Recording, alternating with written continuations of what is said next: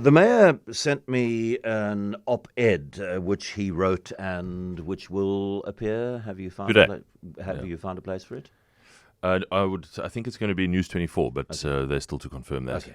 Good morning, Geordin. Good morning. It starts, given the state of local government, it might seem unusual for any metropole in a single year to table a South African record infrastructure budget, major expansions to policing and cleaning operations, electricity price relief, and the most inclusive indigent and pensioner support package, all the while still maintaining the lowest monthly bills for ratepayers compared to all other cities. Making all of those sums balance is no mean feat because of how cross-subsidization works, about which more in a minute. This has meant some larger than usual proposed increases for more valuable properties.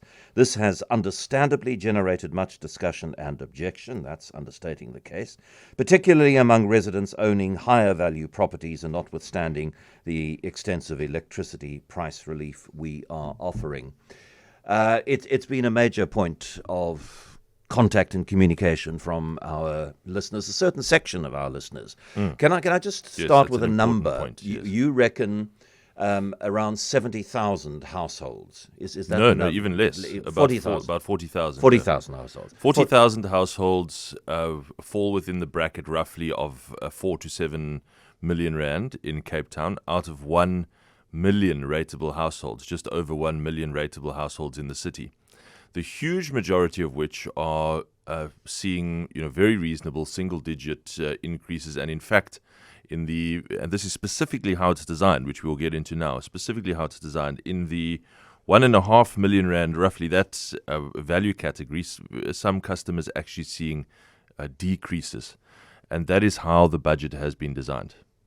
Okay, I didn't realize my property was worth 4 million rand, but I have a 25% increase. And I don't care that I'm paying lower rates in terms of the services I get than people in Johannesburg and Tshwane. I care about my monthly bill, and my monthly bill is going to go up by 25%. Okay, well, it's not entirely irrelevant. We'll get you a monthly bill now, but it's not entirely irrelevant, John. You can't just say that you don't care about what other people are paying in South Africa. I can just say it. I've said it. No, I mean you can say it, but it's not entirely correct because the fact is everywhere else in major cities in South Africa, all 7 other major cities, almost without exception, you are simply paying money into a dysfunctional hole where every service around you is collapsing, where the infrastructure you rely on is collapsing. And Cape Town has set itself apart uniquely as a functional state and is able to provide a functional working city at the lowest cost in the country. Now, when we actually, last week, I checked those numbers because we put them out publicly and I obviously didn't want to get anything wrong. I checked those numbers with the National Treasury. The National Treasury made the comment, well, you see, this is just evidence that Cape Town is undercharging. And that's exactly not the impression or the takeaway that we take from that. We want to be the most competitive, most value for money city in the country. So I do think that is really relevant. Now, fair enough. I do appreciate that people who live in middle class areas and upper income areas, perhaps even lower middle income areas in Cape Town, get more bang for their buck than people who live in Gqeberha or eThekwini or Tshwane or Johannesburg. I accept that. But in an environment where inflation is around 3.5%, you are asking me to pay 25% more for the same level of service. My service levels are not going to increase over the year. I don't believe they are going to increase. And if they are, that increase is going to be insignificant between the 1st of July 2025 and the 30th of June 2026. So in a low inflation environment, you are asking me to pay 8 times the inflation rate for the same level of services. Well, just in point of fact, there are going to be significant improvements to your service funded in this budget, and we can run through some of what those are very briefly. I cover them in the piece, but just briefly, we are investing significantly in additional cleaning services in the city, cleaner beaches, more regular cleaning of waterways, daily cleaning of our major highways and main arterial routes, more community cleaning, so you will see a specific benefit from that. You will see a specific safety benefit in your area because we are for the first time funding a deployment of officers in each ward, in each area of the city equally. So 5 or 6 officers for every ward in the city, more than 500 officers funded through this budget. That is an enormously expensive exercise, but which I think is going to make a meaningful difference to everyone's kind of quality of life and sense of safety in their community. But most importantly, above that all, we are funding this record-breaking, South African record-breaking infrastructure investment, which, beyond anything else we discuss, is going to guarantee the future success of the city. I think all of us, and I'm sure the WhatsApp line's probably already lighting up about pipe bursts and the pressure on the roads, getting around the city, congestion, and the state of our sewer system, particularly if you live in the Helderberg Basin. And all of those things must be addressed if we are to make sure that we never become one of those other cities that you've just listed. That has to be funded. Those are enormously expensive projects. Add to that the pressure of the fact that we simply cannot rely on the national state for even that paltry sum of investment which they used to fund in the past.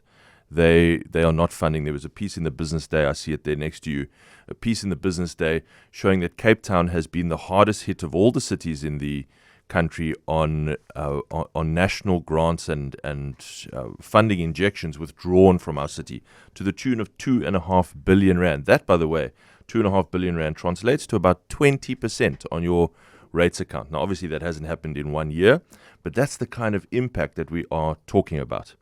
So I just want to come to the cross-subsidization thing, because obviously, as I said at the beginning, the huge majority of... I mean, you're saying 40,000 households exactly, yeah, must bear the pain. And I'm not only. 40,000 is the category roughly 4 to 7 million. There's a whole a higher category than that. Do I then misunderstand you that those who have properties in excess of 7 million rand are also going to be expecting plus 20% increases? At the moment, undoubtedly. So all the way up to whatever 100 million, whatever the most expensive property is. The numbers get much smaller there, but absolutely the if you think of the cross-subsidization dial, it is very much dialed up towards the more valuable properties and dialed down so that we can protect the poorer families, to protect specifically that band under 2.5 million rand in property value. Now, as you saw in the piece that I wrote, we've heard the concerns, particularly in that 4 to 7 million rand band. I do take the point, because I know where you're going now, and it seems a good time to bring Rachel's WhatsApp in. It doesn't matter how good the services are; if the increase goes through, the mayor himself can come and cut me down from the rope. There is no way I am able to afford this kind of increase. I can't. I just can't. And that's been a common theme from some of the people who've been communicating with me and my colleagues on the station. Yes, my home is valued at 4.5 million rand, and when the new valuation roll comes in, it's probably going to be significantly more than that. But my income hasn't kept pace with the increase in the value of my home. So you are going to be charging me 25, 30, 32, 34% more, which I simply do not have, is what Rachel's message is saying. I want to get to those amelioration measures, those softening measures. I don't think that anyone in that category is paying 34%. I haven't seen those numbers. That might be in the very high 50 million rand property and up, but not in the 4 to 7 million rand category.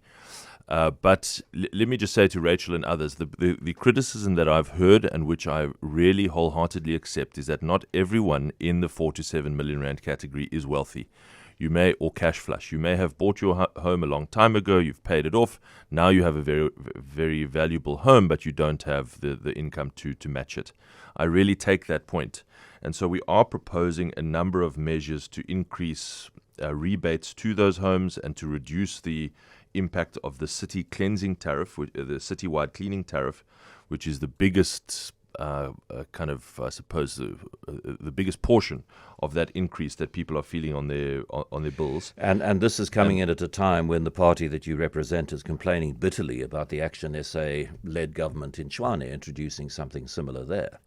Well, I've spoken to them about that, and the fact is that these cities, we have no option. The I go through this National Treasury Utility Reform Program, and perhaps we should discuss that briefly. And I'll get to that in a minute. But I just want to reassure listeners like Rachel and others that we are tabling proposals to significantly soften that impact, particularly in that 4 to 7 million rand category. They are, and what impact could they have on people in that category? So we will soften the rebate. In other words, we will dial down. If you can think of that cross-subsidization dial, we'll dial down the cross-subsidization in the citywide cleaning tariff, so that less of the burden is shouldered by that 4 to 7 million rand category.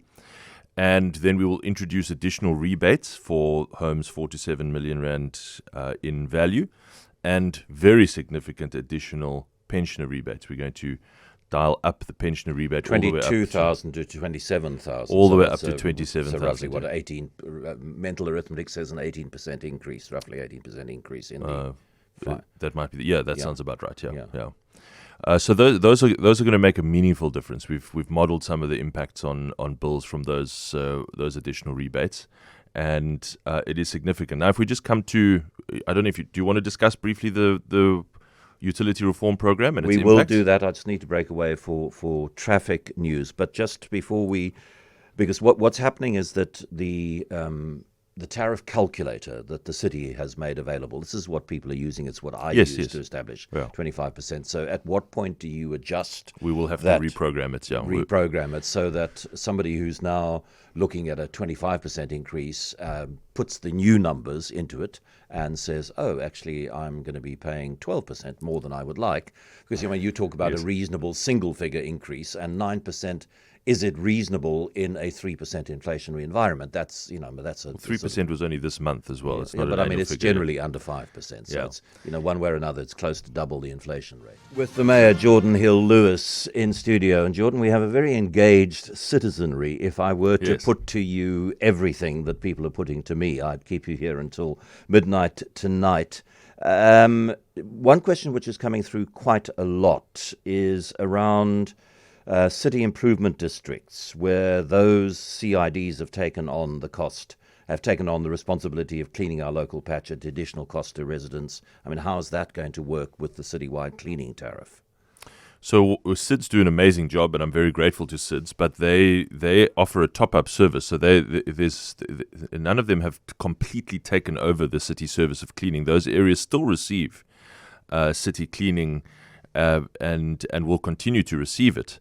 And then, of course, there's the additional cleaning capacity that I spoke about earlier, the highways and main arterial routes, the extra beach and public space cleaning and waterways in particular. I'm very keen on cleaning our waterways more frequently. And then, of course, the additional cleaning in informal settlements, which I think is really, really important for all of us. And even if we don't live in informal settlements, we all indirectly benefit from having cleaner, better. I think that's a very important point to make. I mean, we're talking about 40,000 households and maybe 60, 70,000 households that are most affected by the way things are being done now. And there are several 100,000 households living considerably more constrained lives than the people, and I mean, they have a voice, but they don't have a voice through a radio station like CapeTalk. Largely, they don't use this channel for all sorts of reasons. And just before we get on to what you really want to talk about, it's clear you're saying between under 2.5 million. People should see only a single figure. Yes, and in fact, and what about between 2.5 and 4? No, that's another question which is coming up a lot. That's where my own home in Edgemead falls in that category at about 3 million, and that you are seeing low double-digit increases there. It might come down slightly now with these adjustments, but probably only slightly. The biggest number of objections that we've received, and as I said, the point that I really take is from residents living roughly, I can't say precisely, but roughly in that 3.5 to 7 million rand range, where people have got a reasonably valuable property, which certainly in the South African context is no longer middle class. You are well above the middle class, but actually in reality you don't have the cash wherewithal.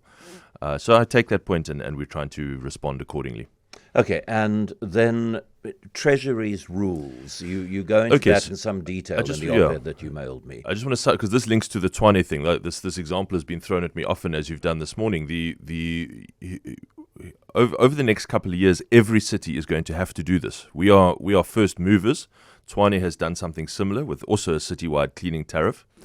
Essentially, National Treasury is saying that your three utility services, that's water, electricity, and waste, have to be financially ring-fenced. They must stand on their own 2 feet. They must look after themselves. They cannot be subsidized by the rates account. They cannot be subsidized by other services, as ours has always been done by the electricity service. And that has to end. Now, they've given us a time frame in which to do it, and they've given us these huge pots of incentive money up for grabs if we do it.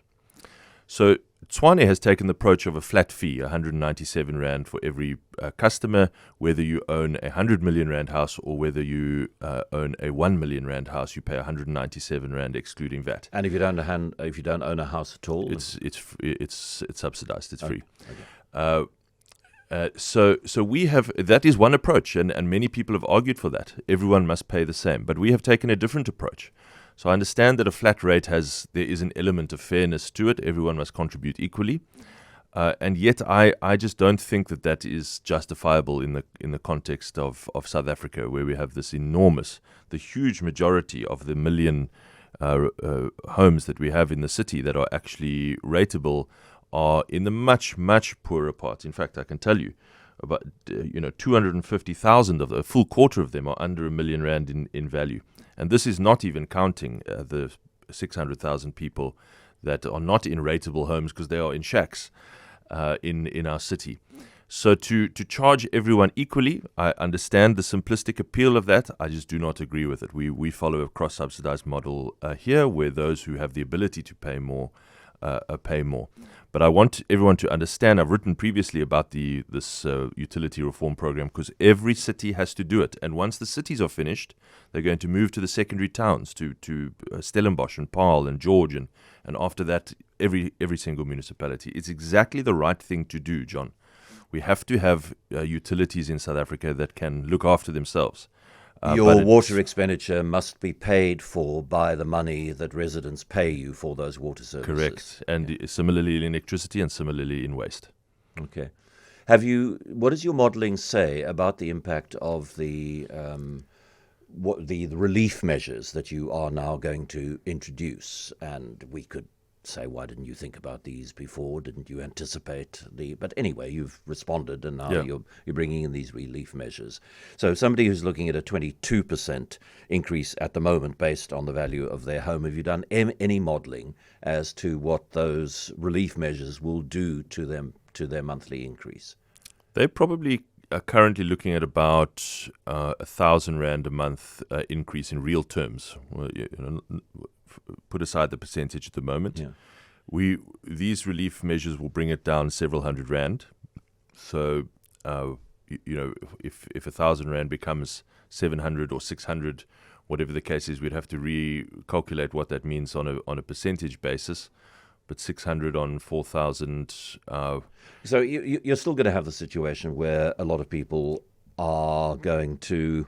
I don't know what the impact is going to be on defaults and politically. There's a local government election next year, and I don't know the extent to which resident unhappiness about this might move people away from the DA to another party, or to abstaining from the vote. I mean, has that been part of your calculation, the political impact of this? I'm obviously an elected mayor, so that's always a part of the calculation, but not to the extent where I'm going to allow an irresponsible decision for the future of the city that puts at risk the success that we've built here.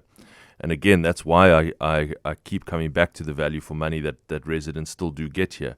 So notwithstanding the points about people's, the increases, the fact is you have just an ocean of dysfunction and decay and failure and collapse all around us, and you have Cape Town standing out. We must protect that, and we must make the investments now which are going to guarantee that continued success.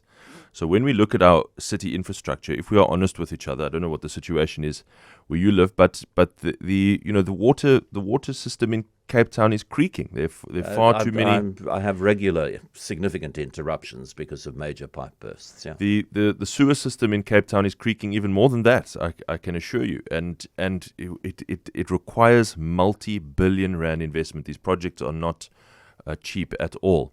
And so we are trying to raise cheaper sources of capital for infrastructure funding all the time. We are trying to access this incentive grant, potentially billions of rands at our that we might be able to benefit from if we do this utility reform program properly, all so that we can make these investments to guarantee Cape Town's future success. Mayor Geordin Hill-Lewis, thank you very much for coming in. Thank you very much.